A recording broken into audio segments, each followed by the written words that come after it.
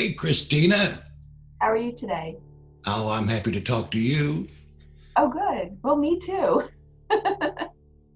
Well, and we have no surprises today. Well, we do. We have a dog right here, so she might make a surprise visit. Oh, okay. Well, I was talking about the subject matter because this is Oh, part yes, two of what did we call that? The yes, importance of being alone. yes. And I think we were going to talk about what it means to be alone today. Go into that a little bit more in depth and why it's important to be alone. I think that's where we left off last time. Okay. Oh, and I did want to interject one thing. When I watched what we did last week, I had started to make a point, and then I distracted myself, I guess. But I was responding to the phrase about falling in love. You made Okay. a joke and said, well, just tell me I'm beautiful and buy me flowers and I'll fall in love. And That's usually how it works for most people. well, but so my question is that love? Because we give meanings to words to describe things. Okay. The word fall has to do with losing your balance. People Mm, don't fall on purpose. There's no choice in fall. We fall off a log. We fall in a ditch. We fall down and get back up.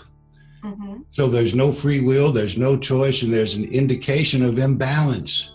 Love itself is balance.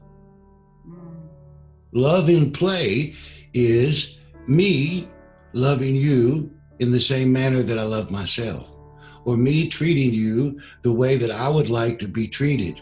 There's no right, imbalance in that. right. And I can tell you that being alone helped me figure that out. Mm.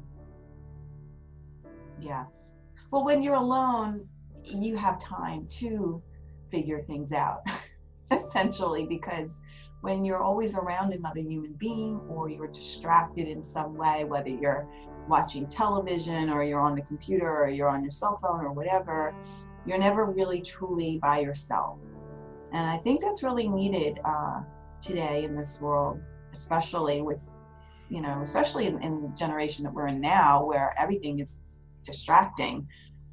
We need that. We need that time to set aside time for ourselves, even if we have to write it down and schedule it in for ourselves in our own little planner to say, hey, you know what, for this 20 minutes or for this half hour, I'm going to go for a walk, or I'm going to just meditate, or I'm going to just do nothing, just sit and stare at the walls, just to kind of allow impressions to be felt within your own self for you to kind of figure things out a little bit.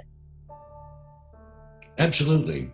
And I think that just you can just decide to do that and discover things. Like, okay, if you decide, okay, I'm going to carve out some alone time every day, that means that you want some time for just you. Right. Do you? Do you really? If you decide to do that and find yourself turning on the radio, surfing the internet, reading a book, uh, Not being all of the truly different alone. mind stuff that we do, rather than just sitting with yourself. Right. Well, I mean, if you look at, for example, a couple of the religious leaders of the past, okay, so if you look at Buddha, well, what did Buddha do? Well, he sat under a tree for Right. 6 years, the story goes. So he sat there, he wasn't tuned into, he wasn't watching television or, he just sat there by himself, just wanting to know the deeper questions of life, asking himself, why do I see suffering and what does this mean? And in order to do that, he had to sit by himself for an extended period of time to listen to the answers and to get the answers and the impressions. And we need that alone time.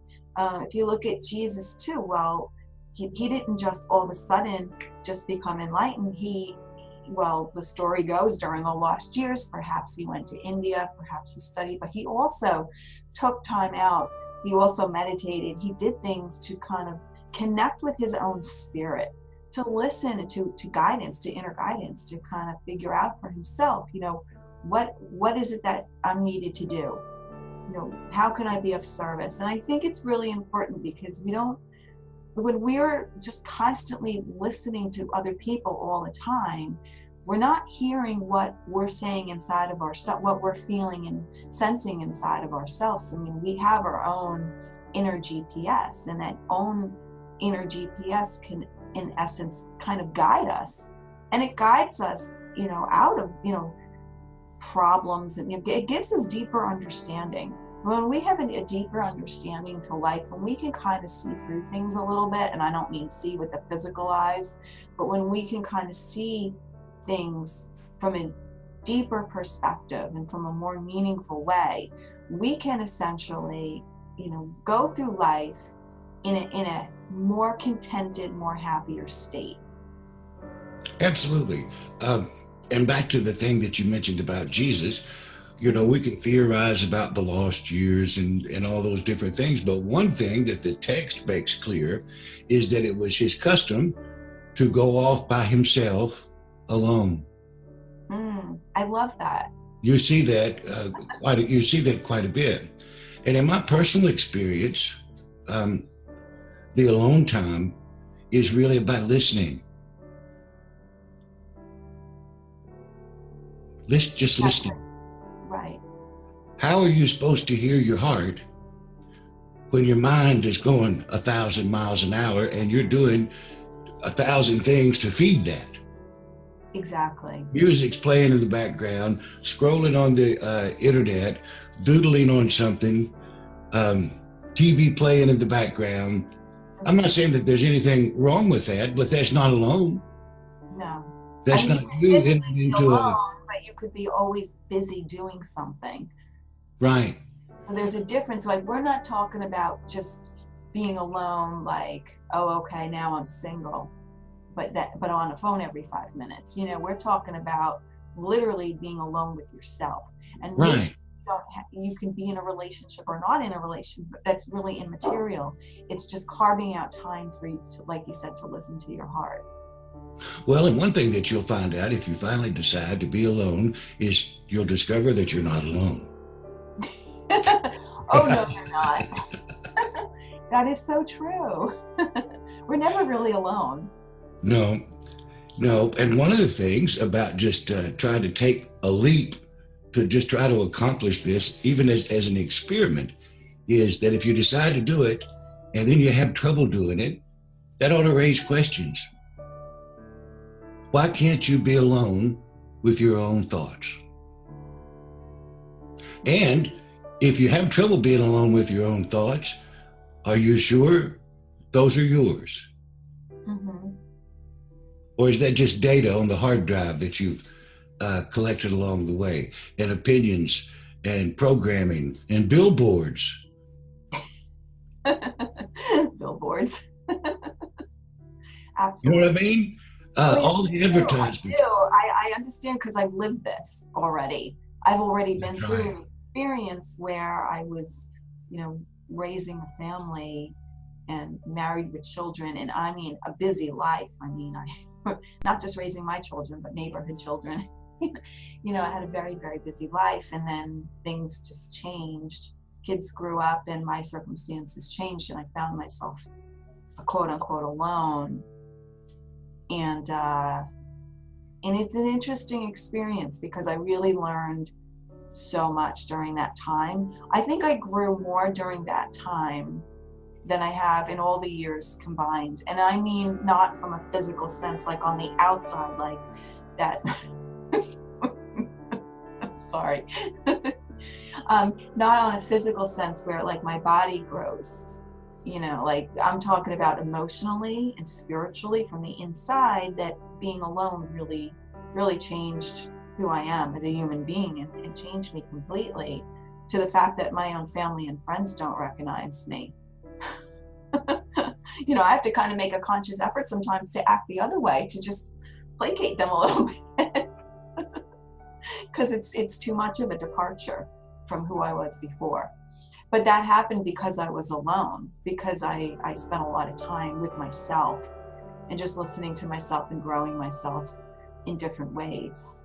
And that time was very needed. And a lot of people that when they're alone, the first thing they do is want to find somebody to fill that void.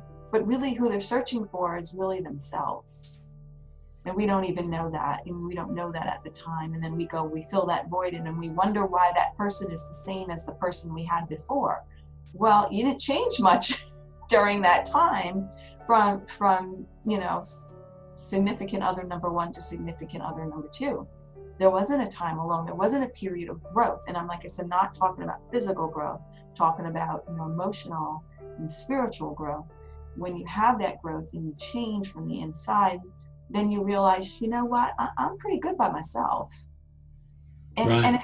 and when somebody comes along, that person comes along and enhances who I already am. It's not going to change me, but it's going to bring another dimension to life, but not in the same way that it did before, because as we spoke about last week, it's not filling a need. I don't need that person to come and complete me. I already feel complete. Well, that's right. And this conversation really does kind of have two facets to it. One is just being alone on a day-to-day basis, being able to do that. And the other one is relationship stuff. So two comments I'd like to make as far as the, not the relationship stuff, but just the everyday to-day stuff.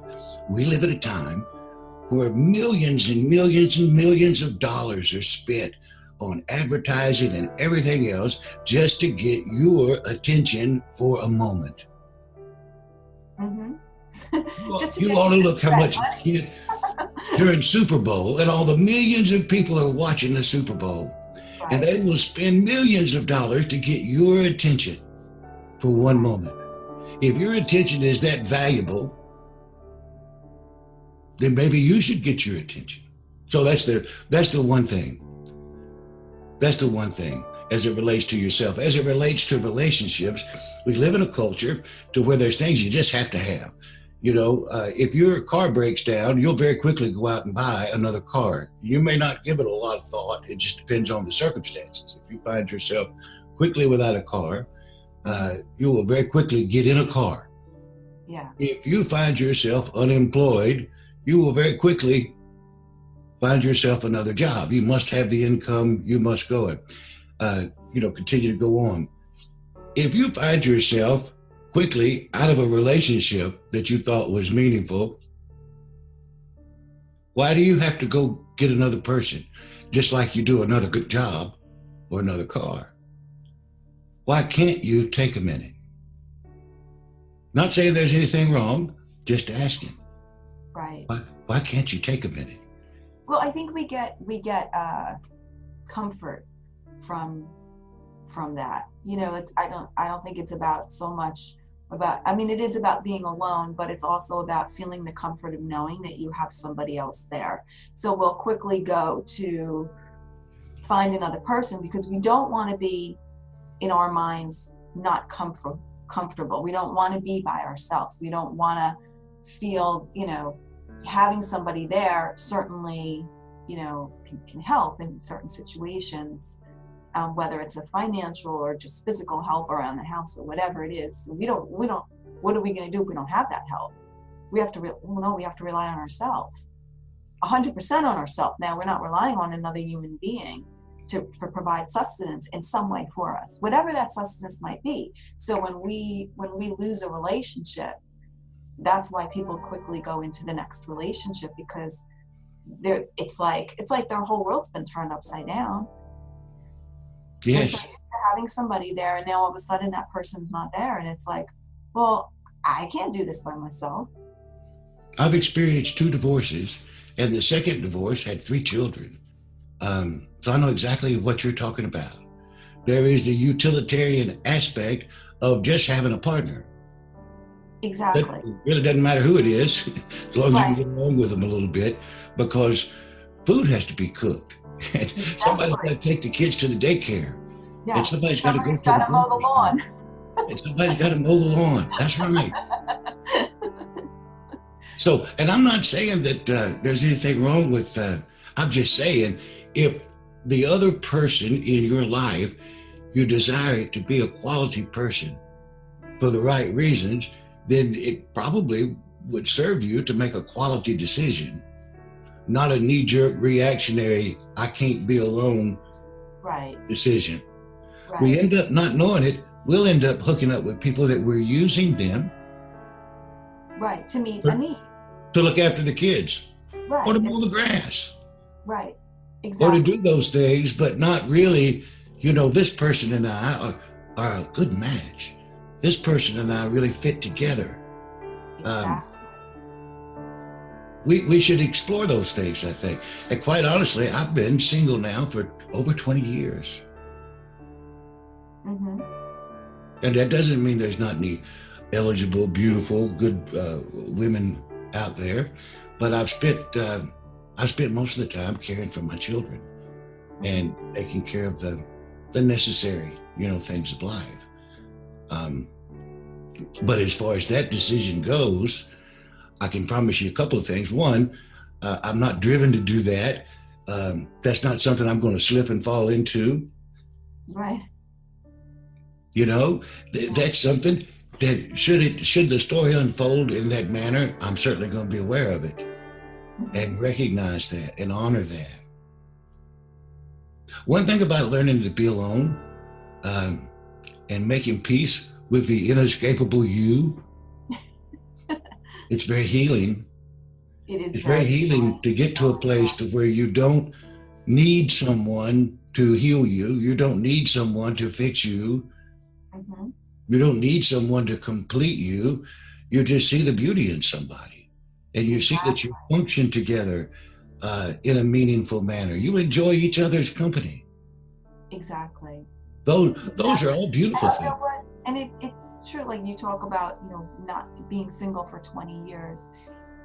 Each person varies.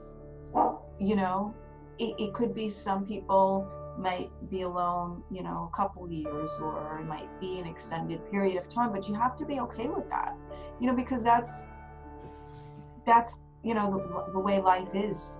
And I think you get, comfortable too with being single, which is sort of like or being alone too, which is sort of the other end of the spectrum of, when you're alone, you're like, okay, I'm doing the work and I'm working on myself and I'm finding my growth and I'm doing all these things.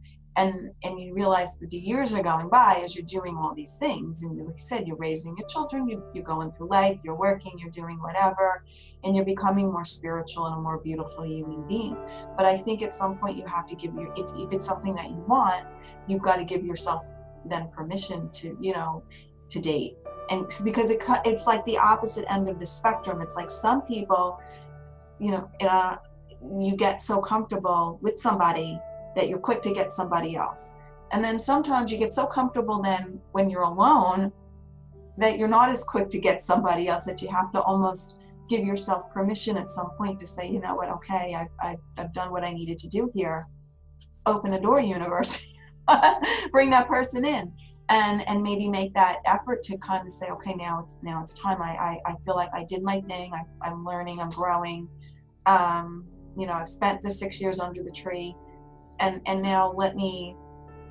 I'm ready to go back. I'm ready to experience being with a person again. So again, it's the same thing. So of being alone for a long time, like I said, I think you can get comfortable there too. So you got to also watch out that you're not putting limits on this will never happen or whatever, that you're putting limits there, that you say, okay, I am ready for that sort of thing, if that's what the person wants. I mean, some people might not, I don't know, it's up to each person to decide. But I think at some point, some point it's good to sort of turn the tables there too. I don't think we're ever meant to be too comfortable in life.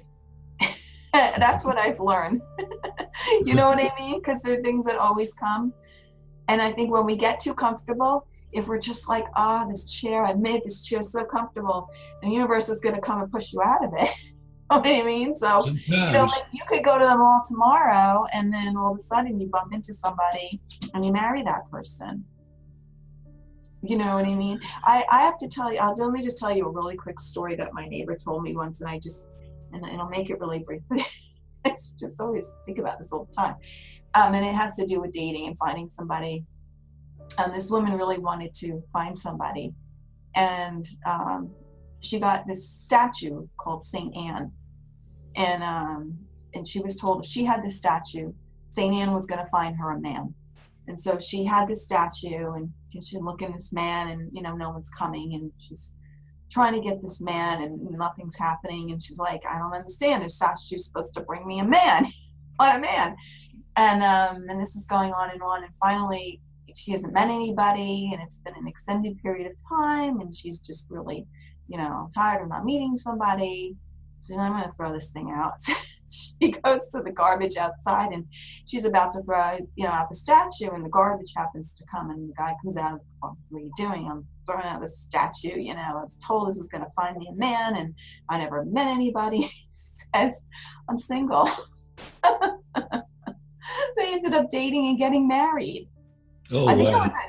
I think it was a true story. But anyway, an interesting story. But so anyway, it did find her a man.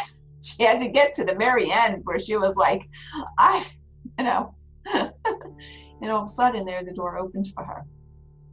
Well, here's something interesting. I listened recently to a talk that was given by Greg Braden, and he was talking about listening to your heart, which is one of my favorite subjects. And I forgot who he was citing, the research that was done or whatever, but he was talking about intuition, and specifically a woman's intuition. And he claims that the research indicated that a woman can be in the physical presence of a man, and it was a short period, it was measured in minutes, and instinctively know if this man is the one, or is the candidate, or is the click, or the match, or whatever it is that we're talking about. That's true. Now think about this. In just a few minutes, in the presence of that man, innate, intuitive knowledge and guidance comes forward, according to this research. Yeah, that happened to me with all of my relationships, by the way. Well, guess what? I've known right from the very beginning. I had an inkling. One of the ways that we hone our skills at following intuition, listening to our heart, is to be able to sort that communication out from all the mind stuff, all the noise, all the distraction. One thing that my experience has taught me is that we all have guidance. We all do. We do. And we all have experienced this thing. I knew I should have done this, or I knew I shouldn't have done that. And we look back with 20/20 hindsight and say that. Now, do we ever ask the question, how often is that knowing wrong? Because in my experience, I've never gone back and said the opposite. I've always, with 20/20 hindsight, had to confess that there was a knowing that I didn't listen to. Right. But sometimes that knowing, it will take you out of your comfort zone. It will. And it's not going to keep you safe and cozy and comfortable. It's going to stretch you. And that's where we're like pulling the reins back, because we don't want to be stretched. We want to be comfortable. Right. But we're not here to be comfortable. Even Abby verified that. She just barked. As I said that. See? Well, Abby's watching our clock. She is. Well, are we already out of time? There's no way. Really? We are. We're running out of time. See how fast these heart-to-heart conversations go? Oh my goodness. And next week, we'll have a surprise. Do you think we did this subject okay? I think so. I mean, I would love to have feedback, and people listen to this and they want us to discuss an aspect of it or go into it a little bit more. We would be glad to do that, because we're talking with the two of us, and I hope that it's clear which the message we're trying to get across. Thank you for joining us today with Heart to Heart, and we'd appreciate it if you'd like and subscribe or share. Right, and come back and listen to us. Leave comments, ask questions or whatever. We discuss a lot of topics on our own, but they're all relevant to all of us, I think. Yeah, I think so. And there's endless things to talk about. Well, we could do this for a long time. Good thing you set a timer. We've got to do something in between our alone time, don't we, Christina? We do. Exactly. Christina, I'll talk to you next week. Will do. Have Okay. a good week, Robert. Until then, heart to heart. Heart to heart. Bye-bye.